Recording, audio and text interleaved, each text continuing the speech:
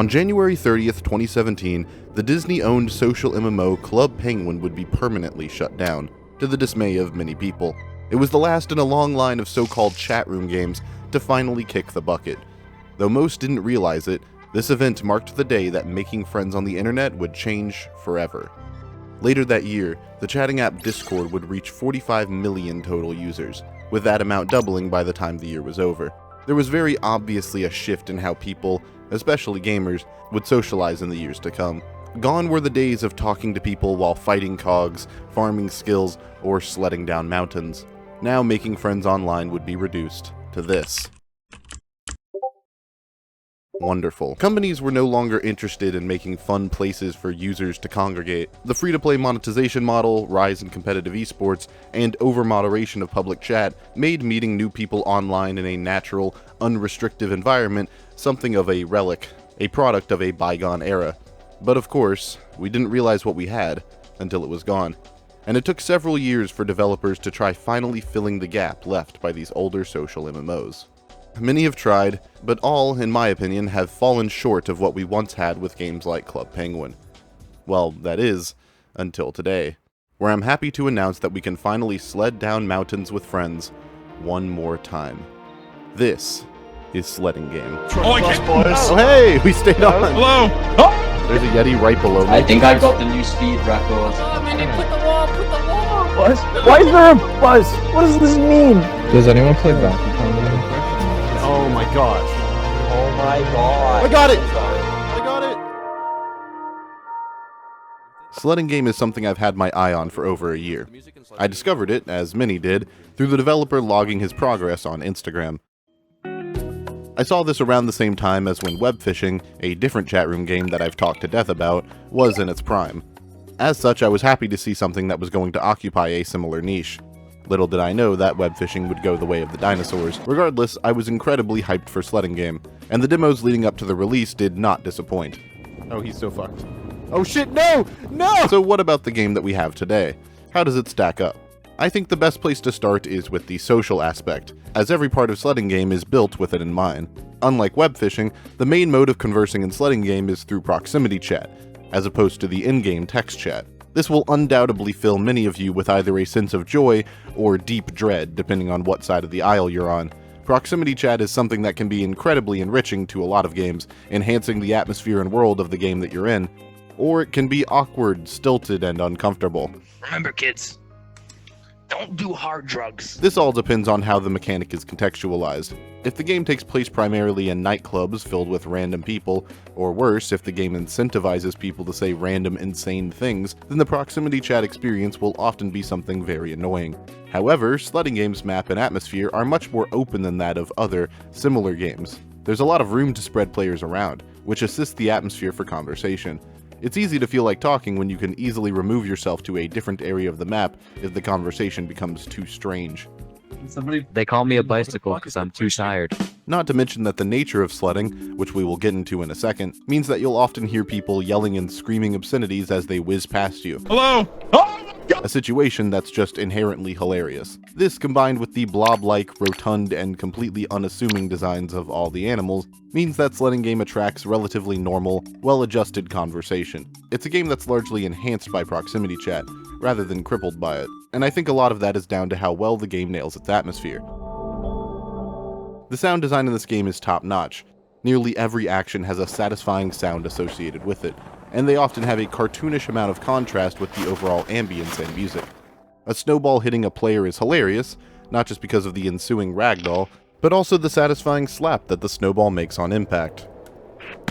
Not to mention that the Sledding Game soundtrack is, without exaggeration, one of the best indie game OSTs I've ever heard.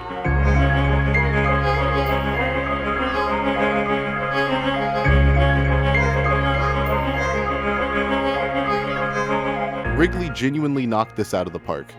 It's no wonder that I've met many people who compare this OST to Minecraft's. Both are excellent at creating a minimal, yet pronounced environment that makes doing relatively mundane tasks feel exciting and fun. But what about the gameplay? What do you actually do when you boot up Sledding Game for the first time? Now the answer may seem obvious, but let's look a bit deeper. Much like other games in this genre, Sledding game revolves around a single activity that contextualizes much of the game's socialization. Basically, there's a thing that you do most of the time while you talk to people. In this case, that's obviously sledding, which is both your main source of income and transportation. Pretty much everything in this game encourages you to sled, from the incredibly angular design of the map to the building system that allows you to make huge ramps, which we'll get to later in the video. Everything in Sledding game wants you to sled. Thankfully, sledding is functionally very simple. You hit shift, which spawns your sled beneath you and gives you a bit of forward momentum. From here you can steer left and right, and hit shift again to dismount your sled. If you, for whatever reason, end up flying off a ramp miles into the air, then you can use WASD to flip and spin to your heart's content. Doing this builds up points, which can be tracked through this point tracker. These points are the main form of currency, so the more points you build up, the more stuff you can buy at the shop. This system, for as simple as it seems, is actually really clever. It manages to accomplish two very important things. First, it encourages people to sled as much as possible, and in the most aggressive ways that they can come up with. Locking currency behind the main action of the game encourages players to not just do it, but to do it in the most efficient way possible. This, in turn, leads to people engaging more with not just the sledding itself, but with the surrounding environment and the other systems in the game to find the best and most efficient way to sled. The output of this is a bunch of players who want to build cool ramps, machines, and obstacle courses out of a combined sense of creativity and a desire to rack up points. We'll get more into the building system later, as it's easily the biggest stroke of genius Sledding game has to offer, but just for now know that it's insanely cool and synergizes with the sledding almost perfectly. Secondly, it gets people to accumulate points naturally. Getting people into Sledding game is easy when doing literally anything gives you in-game currency. After a new player gets a quick tour around the lodge and does a few minigames, they already have enough money to get a new hat, prop, or sled. A lot of lesser games in this genre go out of their way to make cosmetics as unobtainable as possible, usually to encourage people to spend real money on their really fake in-game currency. But instead, Sledding game is much more interested in making earning currency a natural part of playing the game, which encourages the player to engage with the game's mechanics and explore in an organic and easy way. But money isn't the only way to get cosmetics. Another stroke of genius that sets Sledding game apart from its peers are its many hidden unlockables. Everything from new cosmetics to sleds to props, and even new characters are locked not behind farmable currency, but specific challenges that must be completed by the player, or oftentimes, the players. Several of these challenges are difficult or impossible to do alone, which encourages people to work together in order to accomplish them. These statues are the biggest example. They each come with 3 targets placed nearby that can be hit with snowballs. If all of these targets are hit at once, then you can return to the statue to receive a reward. These targets are rarely close enough together to be hit all by one person in a quick enough time span, so it's best to gather a group to do it together, which is more fun anyways. Having the unlockables encourage and sometimes require a level of teamwork naturally gets people talking and engaging with one another, which reinforces the social aspect of Sledding game even further. It also results in FOMO for people who don't have a given item and can't find it in the store, causing them to ask the person who has it how they got it, and usually resulting in yet another way for people to naturally make friends with one another. I know I sound like a broken record, but nearly every aspect of Sledding game has been carefully designed to make hanging out with people and making new friends the utmost priority, to the point where you often won't even realize that's what the game has done. I was on a server with this guy named Daniel, and we just started talking about Donkey Kong. Eventually, as we were talking, we started trying to hit these targets near the lodge, since you get an achievement for hitting a bullseye from 100 meters away. By the time I finally hit my target, nearly the entire 30-person server had gathered around us to try and hit the bullseye themselves. We were all laughing and having a good time, and celebrated whenever someone else hit the bullseye. But the question Oh my god, this whole situation, whether we as the players realized it or not, was something that the game led us to naturally through its design. And things like this happen in Sledding game all the time. And to think, I haven't even talked about the best part of Sledding game, the thing that raises it up from a silly novelty to something that will be played by hundreds of people months from now. Most chatroom games are somewhat limited in their scope. They often beg the question of, what is there to do when I don't want to talk to people? Because, at a point, there's going to be a time where you just don't feel like interacting. From there, what is there to really do? Most chatroom games don't have a solid answer to this question. After all, what's the point of a chatroom if you aren't, chatting? But the irony is that the longevity of these games is often dependent on how fun the game is when you aren't talking to people. Sledding Game's solution to this is the building system, which allows players to create obstacle courses, contraptions, and obscenely large mega ramps for people to launch themselves off of at Mach 10. Nearly all of my favorite sledding game moments have related to the building system in some way. Unlike the sledding, fishing, and other minigames, the building has a significant amount of individuality and depth, while yet again being designed to enhance the social aspect of the game. Sharing builds with other people, either through Discord, social media, or just by showing them to other people in-game, is genuinely one of the coolest things you can do in Sledding Game. And even with the limited amount of building tools available, the creativity people have shown is over the top. Within days of the first demo being out, people had already invented what became known as the particle accelerator. Yes, really, which allowed for people with the hamster ball sled to gain infinite points as they raced around an arena at blistering speeds.